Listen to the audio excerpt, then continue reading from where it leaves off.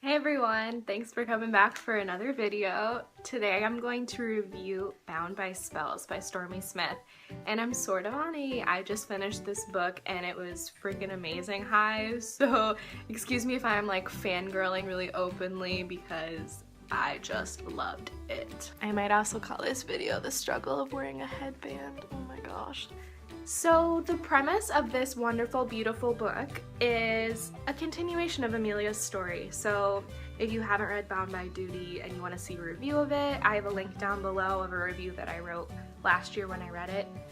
So basically, Amelia now has figured out what it means to be an elder, and that she has this keeper power, this extra power that no one else of her kind has. And so this makes everyone want to have that power, especially Queen Julia, who is attempting to cleanse the races of people that have magic, which, you know, whenever stuff like that comes up, you know it's not a good situation when people are trying to commit mass genocide. So Amelia's trapped in Cresthaven, which is Queen Julia's lair, which, okay, I'm gonna be honest for a moment. There was a contest on Stormy's Facebook page where people could name Julia's castle where she lived, and I'm not gonna brag or anything, but Cresthaven was my idea, so I feel a big connection to that name. It's a great name, don't you guys think? So she's trapped in Cresthaven, and she's supposed to marry Queen Julia's son, McCall, who she's known as Micah, who enrolled in college with her, kind of against her knowledge, and started dating her best friend Bethany, who is a human. And so she's supposed to marry him, and this is a deal that her father made a long time ago, and she's not really game for it, and neither is Micah, because obviously he's kind of fallen for Bethany, because who wouldn't? She's awesome, she's hilarious. And this book is told in two perspectives. It follows Aiden, who is Amelia's love and probably her true mate, and Amelia's perspective, which is different from Bound by Duty, which we only got Amelia's perspective, and I think it really helped the narrative along. They're in two separate places pretty much the entire book. I don't know if that's a spoiler, but you know, they're trying to find their way back to each other because Amelia's been locked up in Cresthaven. Oh, and my nook. Sorry if it goes out sometimes. The nook dies. Another thing that was fun about this book is that we got a lot more backstory about Amelia's father. So in Bound by Duty, we're told that her father has sort of always shut her out, and she doesn't really know why.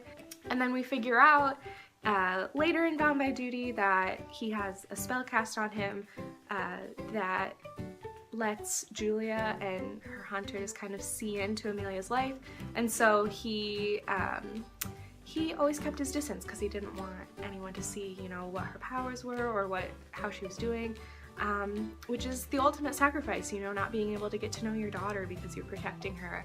And so we get more backstory about him and his wife Liana, who's Amelia, and Cole, her brother's mother, which we didn't get as much of a background in Duty. The thing that I loved the most about this book is that the growth of every single one of the characters was exponential. I mean, in Bound by Duty, we're focusing a lot on her, you know, falling in love with Aiden and kind of experiencing that for the first time, like on top of political conflict between Julia and the Animages and stuff like that. But this one is pretty much completely focused on Amelia gaining control of her keeper magic, which is really interesting. So we're getting a lot more of the internal struggle, which I really appreciated. I mean, I liked getting into her head, and I liked getting into Aiden's head too, because he has a really interesting story, completely figuring out who he is. He didn't know even who his mother and father were until he finds Elias and the rest of the Animages. And, you know, it was just incredibly interesting. And I feel like I haven't read a bunch of, you know, urban fantasy or whatever we want to call this genre, because it kind of defies most genres.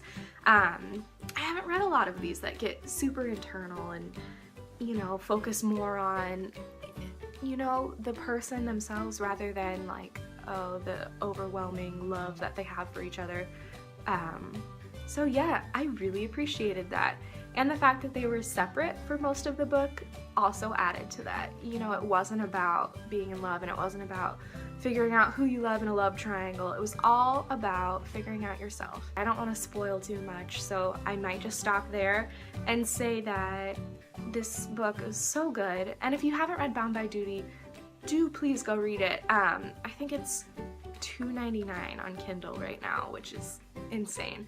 Or you can get it on Amazon and get the physical print. But yeah, so Bound by Spells is out on pre-order today, the 12th of March, and will be officially on sale on March 19th, I believe. Yes. And yeah, I recommend it completely, and I know I will be purchasing a hardback copy because I like to have the physical book too, but it was nice to be able to get this a little bit early and enjoy it before everyone else got to. And I have links down below on how you can connect with Stormy. She's awesome. She tweets more than just book promotion. She really has a good social media balance. Thanks for watching my review, and I hope you check this out. And let me know in the comments if you read this what you think, but don't get too spoilery. If you want to get spoilery, you can message me on Twitter or email me. Well, thanks for watching, and I hope you enjoy.